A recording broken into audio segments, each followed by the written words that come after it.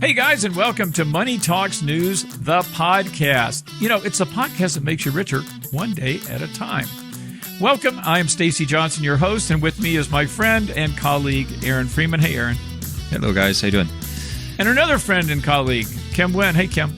Hi, how y'all doing? I am doing flawlessly. Thank you for asking. So tell me something, Kim. What is our topic for today?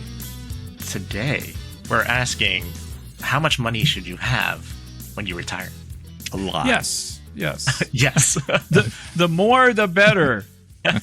So before we get started on this topic, we're going to be doing this for 10 minutes, okay? So we're going to try to cover lots of ground. This is a really common question. One of the most common questions, right? Did you research this, right, Kim? Here I am, being in my late 30s, and I'm just like, I want to retire now. And here we're all in our late 30s. Right. My camera's messed up, guys. I'm actually in my late 30s. I have a filter on. That's what's going on. Anyway, we've got you're 37, Kim? 37, yes. And Aaron's 51? Nope. How old? 50. Oh, big 50. 50. Big 50. 50, sorry. Didn't mean to make older. And I am 69 years old. So we've got several generations here. So the question is, how much do you need to retire? And the answer is, it's a dumbass question. And let me tell you guys why, because I'm the old guy here. So let me tell you why. Because when you ask questions like that, who are you? What do you do? What do you spend money on? Where do you live? What is your plan? I mean, there are so many variables that go into retirement that just asking how much do you need is really kind of a stupid question because it's so personalized. You guys see these lists every year where they say the 10 best places to retire? And, you know, well, they're in different countries, different places in the United States. Well, no, or even in the United States. They'll be like, you should retire in Madison, Wisconsin, but do you guys see how that's a stupid question too? Where's your family? Do you like it to be warm? Do you like to see leaves change? Do you like to be by the water? Do you like to live on a farm? I mean, there are so many variables that these kinds of questions are stupid. Now, that being said, since we've only got 10 minutes and I'm close to retirement, in fact, I could retire before this podcast is over. Let me tell you what I'm doing. I'm seeing how much money I spend every year, every month, and it's not hard.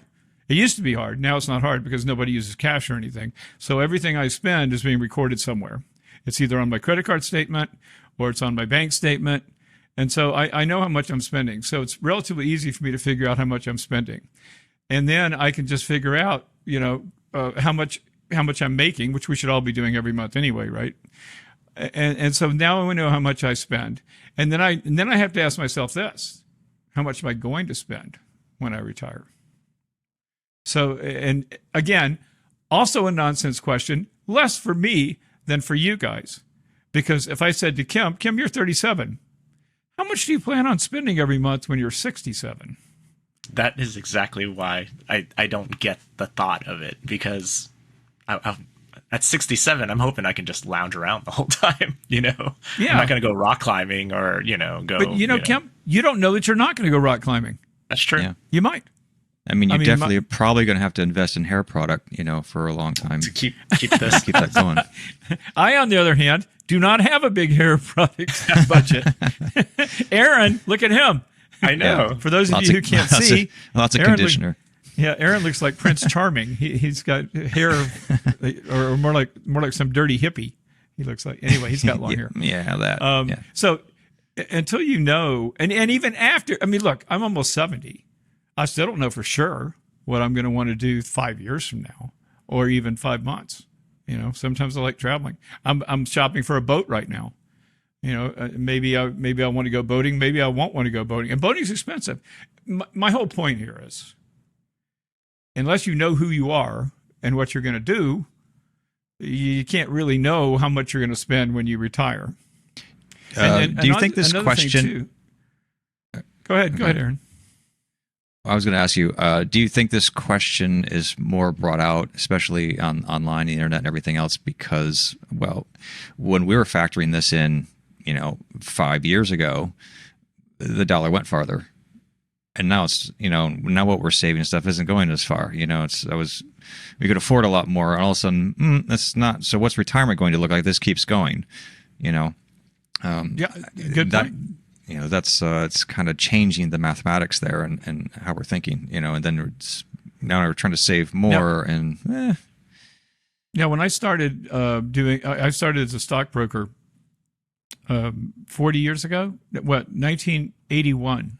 Is that, yeah, more than 40 years ago. And back then we would say, and even more recently than that, people would say you need 60% of your pre-retirement income. And that's not a bad rule of thumb. But the problem you have there is when the interest rates were 12% when I became a stockbroker.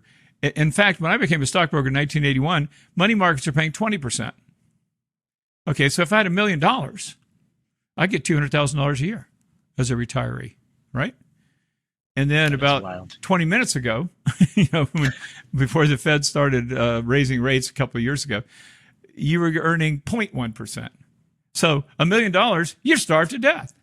So even if you know how much money you're going to need, how the hell are you supposed to know how much money you're going to earn on your savings?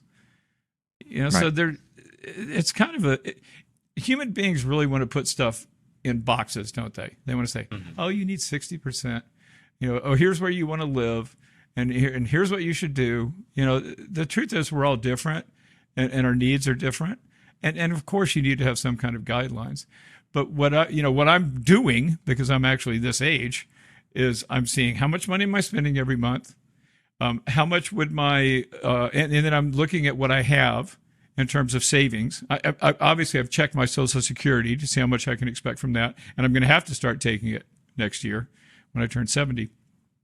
And then I'm going like, if interest rates are 10, and if I can earn 10% on my savings, here's how much income I'll have. If I earn 1%, here's how much I'll have. Here's how much I would have if the stock market goes down. And that's really all you can do. But when people say to me, how much do you, let me give you an analogy. When I learned to sail in Annapolis, it was actually Baltimore, many years ago, maybe 1990. I rented a sailboat from an old man. He was probably my age then, and I said to him, how big of a boat do you need to sail across the ocean? And he said, as big as you can afford, son. Because the bigger the boat, the likelier you are to survive. And so I say this, how much do you need to retire? As much as you can lay your hands on. That's what I say. Now, so it goes back to as much money as we can get. Yeah. I mean, and, partially facetious, now I'm at a point where I may have more money than I'm going to be able to spend because I'm kind of a frugal guy and I have no kids, so there is, you can take it to an extreme, because when I was a stockbroker, I had clients who were my neighbors, very nice people. And they had like $5 million and they had a busted television set in their living room and then a little portable one on top of it. And they literally sat in lawn furniture.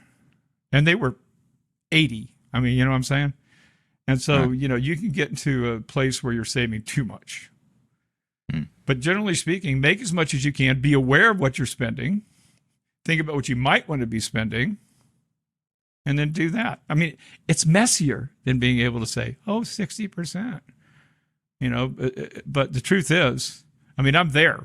I'm at this, at this right. age.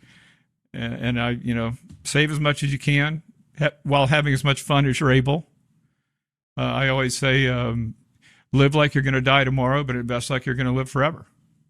Yeah, I think that goes back to what I was saying earlier. It was like, I don't think I'm going to rock climb. And both of you responded, you might.